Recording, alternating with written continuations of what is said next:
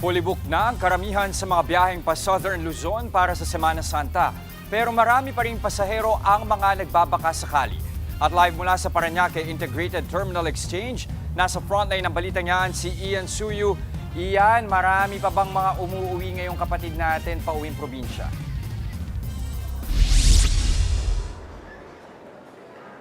Jester, alam mo, marami nga yung nag-aakala na dahil sunod-sunod yung pagtaas ng presyo ng gasolina at ng produktong petrolyo, baka konti na lamang yung umuwi sa kani-kanilang mga probinsya.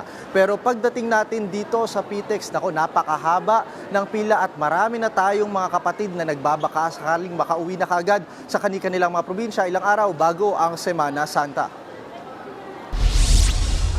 Bago mag alas 12 ng tanghali, nakapila na nga si Mark na patungong Naga City sa Bicol. Mas pinili niya raw na bumiyahe ngayon sa pag-aakalang hindi siya mahihirapan sa pagkuha ng tiket. Pero ang naabutan niya, pagkahaba-habang pila ng mga pasaherong kagaya niya nagbabaka sakali ring makaalis na. Ang senior citizen naman na si Rebecca, maaga nang nakapag-book ng biyahe pero kinailangan pa rin nilang pumila para makuha ang kanilang tiket. Narito ang kani-kanilang mga pahayag. Next week ko, konti lang. Tapos pagdating ko, andun pa kami sa dulo. Oo, dulo pa yung pila namin. Kamusta yung usad? Mabagal, boss. Basta may ticket, boss, okay lang. Mas pinili ko na yung Sunday kasi it's the best day to travel. Yeah. Kasi pag Monday, alam ko kung ngayon ay one half, naku hindi one half bukas ang darating na tao, for sure.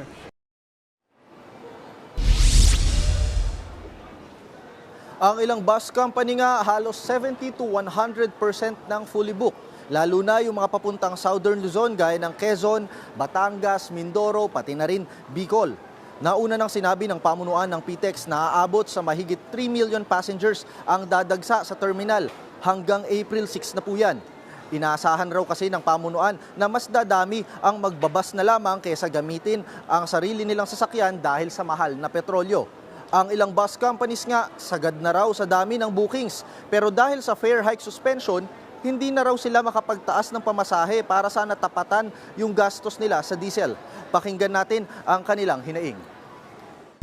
Kailangan po talaga kung hindi man nila maipababa, magkaroon man lang ng yung mga operator, tulong na nanggagaling sa gobyerno dahil sadyang mabigat ang naging epekto nito sa operator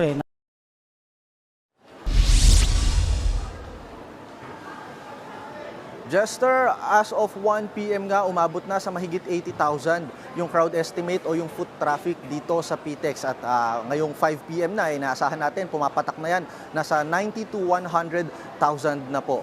Bukod dyan, pinaigting na rin yung seguridad dito sa buong palibot ng terminal. Sa katunayan nga, marami ng mga PNP staff or personnel ang nakabantay dito, pati na rin mga information booth kung sakasakaling mang kailanganin ng mga kapatid natin ng tulong. Bukod dyan, mahigpit din yung pagbabawal sa pagdadala ng mga sharp objects, mga matatalim na bagay, pati na rin mga flammable materials. Dahil sa entrada pa lamang po ng PTEX, kinukuha na kagad yan ng mga security personnel dito. Bukod pa dyan, nauna na rin sinabi ng LTFRB na nagdagdag na rin sila ng 1,200 na special permits para sa mga extra buses kung sakali mang tataas yung demand at kakailanganin ng mga ekstrang biyahe yung ating mga kapatid na aalis ngayong Semana Santa. Yan muna ang latest mula dito sa PTEX. Jester?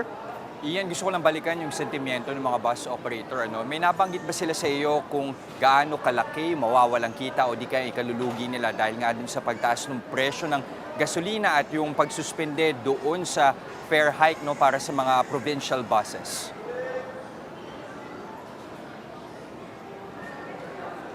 Alam mo, Jester, nung kinausap nga natin sila, talagang halos palugi na raw.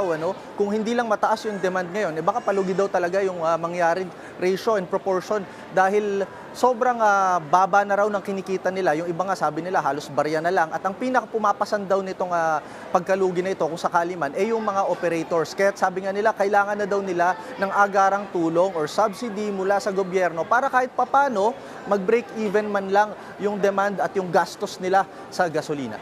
Jester? Nagulat mula sa PTEX, maraming salamat, Ian Suyu. Mga kapatid, Jess De Los Santos po, ang inyong kasangga sa paghahatid ng balita para sa may alam at may pakialam. Para sa tuloy-tuloy na makabuluhang balitaan, mag-follow at mag-subscribe na sa social media pages ng News 5.